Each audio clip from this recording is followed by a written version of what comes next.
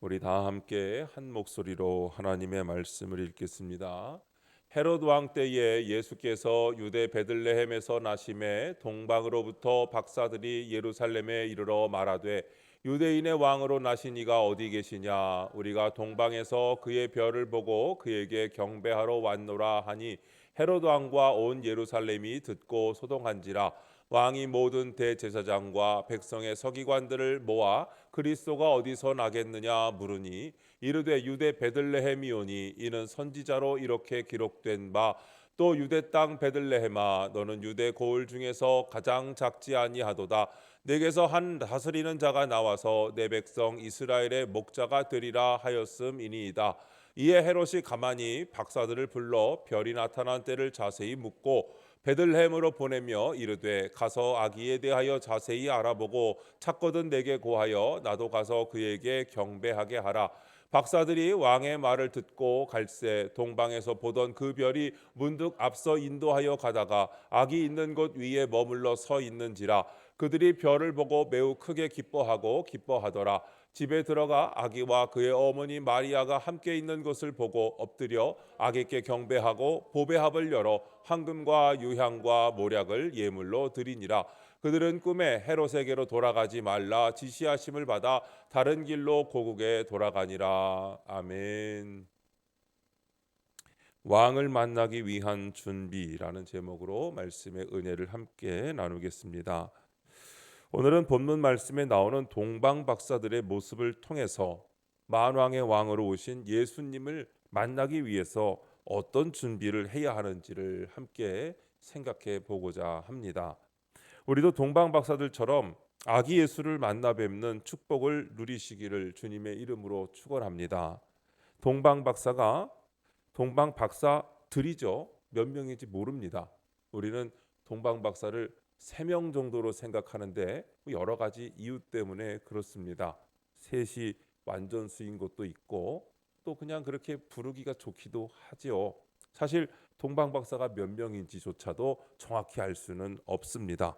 하여튼 동방 박사들이 만왕의 왕이신 아기 예수를 만나기 위해서 어떻게 했는지를 우리가 볼 수 있습니다. 먼저 첫 번째로 왕을 만나보고 싶은 열망이 강했습니다. 동방 박사들이 누구냐 하는 문제는 아직까지 확실하게 풀려지지 않는 수수께끼 중에 하나입니다. 그러나 많은 성서학자들은 당시 상황을 봤을 때 아마도 바벨론 출신의 천문학자들이나 점성학자들일 것이라는 추정이 많습니다. 당시 바벨론은 천문학과 점성학이 굉장히 발달되어 있었고 바벨론에는 약 500여 년 전에 이스라엘 백성들이 포로로 가서 잡혀 있어 살았던 탓에 이스라엘 백성들이 기대하던 그 메시아에 관한 성경의 예언들을 어느 정도는 알고 있었다는 것이죠. 만약에 동방 박사들이 바벨론에서 온 천문학자들이었다면 그들은 엄청나게 먼 길을 와서 예수님을 만나게 된 것이죠. 예루살렘에서 바벨론까지는 굉장히 먼 길입니다. 직선 거리로 봤을 때 한 850km 정도 되고요. 실제 거리로 이제 길은 꼬불꼬불하니까 직선 거리 말고 이렇게 꼬불꼬불 산 돌고 뭐 이렇게 해서 가는 길로 치면 한 1500km 정도로 잡을 수 있고요. 이것은 서울 부산 4번 왕복하는 거리이기도 하죠. 옛날 사람들이 이 긴 길을 걸어올 때 얼마나 힘이 들었을까 하는 생각을 하게 됩니다. 만약에 동방 박사들이 어쨌든 그렇게 먼 곳에서부터 그렇게 왔다면 하루 이틀 안에 올 수 있는 길이 아니고 한 달 이상 혹은 2달, 3달, 4달도 걸릴 수 있는 그런 길이죠. 당시의 교통편이 그렇게 좋지 않았다는 걸 우리가 감안해야 합니다. 차 타고 오면야 뭐 금방 오는 길이겠지만 그렇지 않다는 것이죠. 더더군다나 탈 것이 낙타밖에 없었다는 겁니다. 사막을 건너와야 되고 또 강을 건너야 되고 또 계속해서 그 무서운 곳을 건너와야 되는 길입니다. 짧은 길도 아니죠. 그리고 오늘 말씀에 보면 우리가 간과하면 안 되는 것이 하나 있는데 그들이 무엇을 따라왔다고 그래요? 별을 따라왔거든요. 그러면 그들이 낮에 움직였겠습니까? 밤에 움직였겠습니까? 별을 따라가려면 밤에 움직여야 별을 따라가지. 별이 안 떴는데 어떻게 별을 따라갑니까?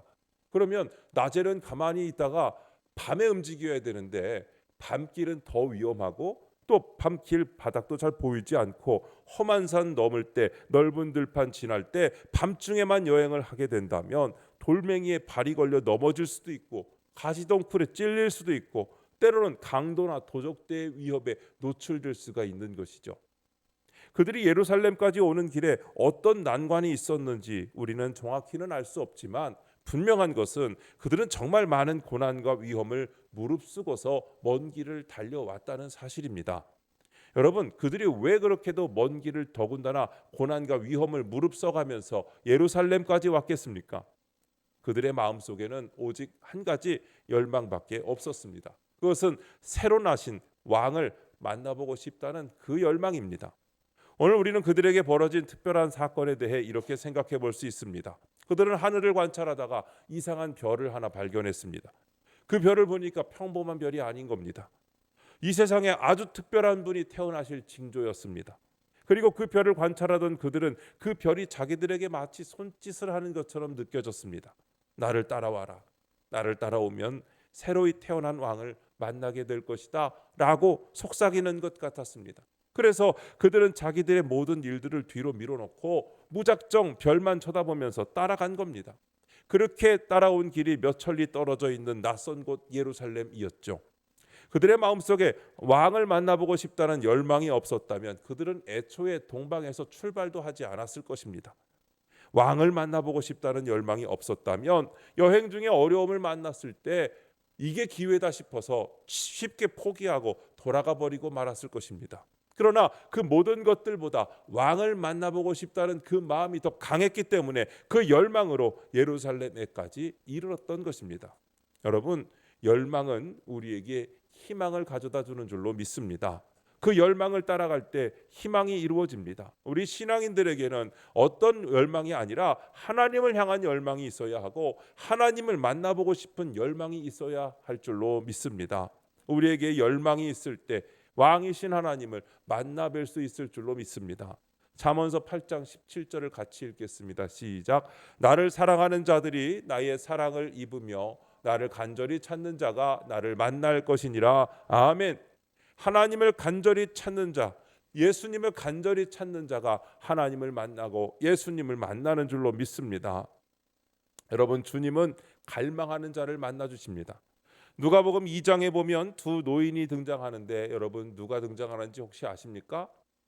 네, 두 노인 시므온하고 안나가 등장합니다. 전에 있던 교회에서 제일 연세 많으신 선교회가 있는데 제일 어른 남자 선교회는 시므온 선교회고 제일 나이 많은 여자 선교회는 안나 선교회였어요.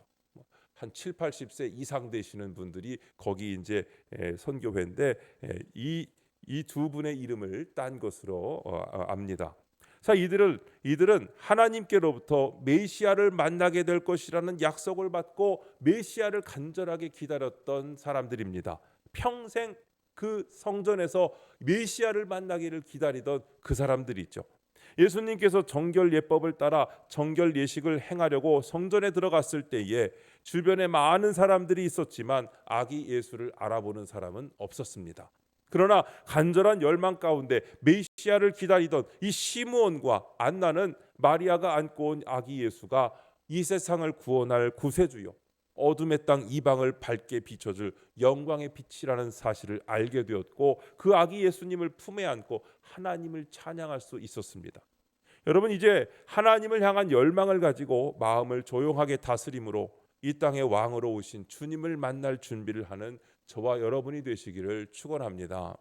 두 번째로 동방 박사들은 별을 따라왔기에 예수님을 만날 수 있었습니다. 왕을 만날 준비를 하는 사람은 하나님의 인도하심을 따라가야 합니다. 그들은 먼 바벨론에서부터 별을 따라 예루살렘에까지 왔습니다. 그리고는 만왕의 왕이 왕궁에서 태어나셨을 것이라고 생각하고는 왕궁을 찾아갑니다. 그러나 거기에는 새로 나신 왕이 없었습니다. 새로운 왕이 탄생하셨다기에 왕께 경배하러 왔노라고 말하는 그 동방 박사들의 말을 듣고 헤롯 왕이 급하게 대제사장과 서기관들을 불러 모았습니다. 그리고 메시아가 어디에서 탄생하시겠느냐고 묻습니다. 헤롯도 이미 잘 알고 있었습니다. 자신이 살아있는데 새로운 왕이 태어나신다는 것은 분명 메시아뿐일 것이라는 것을 잘 알고 있었습니다. 그래서 대제사장과 서기관들을 불러놓고 성경에 메시아가 어디에서 탄생하신다고 약속되어 있느냐고 묻습니다. 대제사장과 서기관들이 대답합니다. 유대 땅 작은 성읍 베들레헴입니다. 동방 박사들이 베들레헴으로 가기 위해서 길을 나서는데 문득 고향 땅에서부터 자기들을 인도하던 별이 다시 나타납니다. 그리고는 그들의 길을 또 인도합니다. 그렇게 해서 그들은 아기 예수가 누워 있는 작고 초라한 집을 찾아내게 됩니다. 여러분, 동방 박사들이 아기 예수님을 만나기까지 그들을 인도한 것은 무엇입니까? 별입니다. 헤롯이 알려준 것이 아니죠. 대제사장과 서기관들이 알려준 것도 아닙니다. 그들은 별을 따라왔기 때문에 아기 예수님이 계신 곳까지 갈 수 있었습니다. 예루살렘 왕궁에 가서 왕에게 물을 때에, 또 예루살렘 거리를 다니면서 이스라엘 사람들에게 물을 때에, 그 어느 때에도 그들은 만왕의 왕이 어디 계신지 정확히 알지 못했습니다. 그러나 별을 따라갈 때에 아기 예수님을 만나게 됩니다. 세상의 최고 권력자인 왕도 아기 예수님이 계신 곳을 알지 못했고, 최고의 종교 지도자들인 대제사장과 서기관들도 베들레헴이라는 것만 알 뿐 메시아가 지금 탄생하는지, 어느 집에서 탄생하는지 그거 알지 못했습니다. 예루살렘 거리에서 만난 어떤 사람도 알려주지 못했지만 오직 별을 따라갈 때 아기 예수님을 만나게 됩니다. 여러분, 오늘도 하나님께서는 우리를 인도하여 주시는 줄로 믿습니다. 왕을 만날 준비를 하고 있는 우리에게 주님은 의의 빛으로 인도하여 주시는 줄로 믿습니다. 우리가 예수님을 만나기 위해서는 오직 하나님의 인도하심을 받아야 합니다. 세상의 풍류는 우리를 예수님께로 인도하지 못합니다. 세상은 우리를 예수님에게서 멀어지게 만들 뿐입니다. 세상의 지식이 우리를 예수님께로 인도하는 것이 아닙니다. 세상의 지식은 우리에게 번민만 더해 줄 뿐, 우리를 교만하게 만들 뿐, 우리를 예수님께로 인도하지 못합니다. 성경에 대한 지식이 우리를 예수님께로 인도하는 것도 아닙니다. 성경을 가장 많이 알고 있었던 대제사장과 서기관들은 그들이 알고 있는 지식으로 메시아가 베들레헴에서 나실 것이라는 그 사실만 알 뿐 만왕의 왕이신 아기 예수님은 만나게 하지 못했습니다. 우리는 오직 하나님의 인도하심을 받아야 할 것을 믿으시기 바랍니다. 하나님께 우리의 전부를 맡길 때에 우리는 그분의 인도를 받을 수가 있는 것입니다. 내 욕심과 생각을 포기하고 오직 그분의 손길을 의식하며 그분을 바라볼 때에 하나님의 인도함을 받게 되는 것입니다. 여러분, 우리가 우리의 왕으로 오신 예수님을 만나기 위해 어떻게 해야 됩니까? 우리를 온전히 하나님께 맡기고 그분의 인도함을 받아야 할 줄로 믿습니다. 매일매일 하나님의 말씀으로 인도함 받으시고 말씀의 빛이 나를 비출 때에 나의 죄를 비추어 주시면 그 죄를 회개하며 하나님께 점점 더 나아가는 우리의 모습이 되어야 할 줄로 믿습니다. 우리의 삶의 문제와 가정의 문제와 사업의 문제와 일터에서 또 자녀의 문제, 건강의 문제, 모든 인생의 문제와 짐들을 하나님께 맡길 때에 우리는 우리의 영원한 안식처가 되시며 쉼터가 되어주시는 아기 예수님을 만나 모든 짐을 벗을 수 있고 모든 문제 해결함을 받게 될 줄로 믿습니다. 세 번째로, 동방 박사들은 왕을 만나기 위해 귀한 예물을 준비했습니다. 본문 11절 말씀을 보니까 집에 들어가 아기와 그의 어머니 마리아가 함께 있는 것을 보고 엎드려 아기께 경배하고 보배합을 열어 황금과 유향과 모략을 예물로 드리니라. 아멘. 동방 박사들은 자기 고향을 떠날 때 경황이 없었을 겁니다. 하늘을 관찰하다가 문득 이상한 별이 하나 나타나더니 자기들을 인도하기 시작하는 겁니다. 어쩌면 그들은 가족들과 제대로 작별 인사도 잘 못한 채 별을 따라가야 했을지도 모릅니다. 그러나 그렇게 바쁜 중에서도 그들이 잊지 않았던 것이 있습니다. 그건 바로 태어나실 왕에게 드릴 선물이었습니다. 그들은 황금과 유향과 모략을 예쁜 보배합에 담았습니다. 그리고 정성껏 품에 안고 먼 여행길을 떠나왔습니다. 어두운 밤길을 달려올 때에도 품 안에 있는 보배합은 꼭 껴안고 달려옵니다. 왜냐하면 그 보배합에는 새로 태어나실 왕에게 드릴 정성 담긴 값진 예물이 들어있기 때문입니다. 고대 동양의 풍습에는 왕을 아련할 때에 예물을 가지고 가는 것이 일반적인 관례입니다. 당시 풍습을 따라서 동방 박사들은 아기 예수님께 정성스러운 예물을 드렸던 것입니다. 그들이 예물을 드리기 위해서 만난 아기 예수는 초라하기 그지 없었습니다. 동방의 박사들이 별을 따라 떠나올 때에는 화려한 왕궁에서 수많은 신하들의 축하를 받으며 왕이 태어날 것이라고 기대했을지도 모르죠. 화려한 장식들로 꾸며진 멋진 방에서 축하의 음악이 흘러나오는 그런 탄생을 기대했을 것입니다. 그래서 왕궁에 가서 아기 예수를 처음에 찾았던 것이죠. 그러나 별을 따라 막상 도착해본 아기 예수님이 계신 장소는 초라하기 그지없는 한 가난한 서민의 집이었습니다. 수많은 신하들의 축하는커녕 왕이신 아기 예수님의 주변에는 마리아와 요셉 말고는 동물들밖에 없었습니다. 너무나도 초라한 탄생이 아닐 수 없습니다. 그러나 동방 박사들은 별이 인도해준 바로 이곳에서 왕이 태어나셨고 초라하기 그지없지만 바로 이분이 만왕의 왕이신 것을 의심하지 않았습니다. 그리고는 곧바로 왕에게 드리기 위해 준비한 보배로운 예물을 드렸습니다.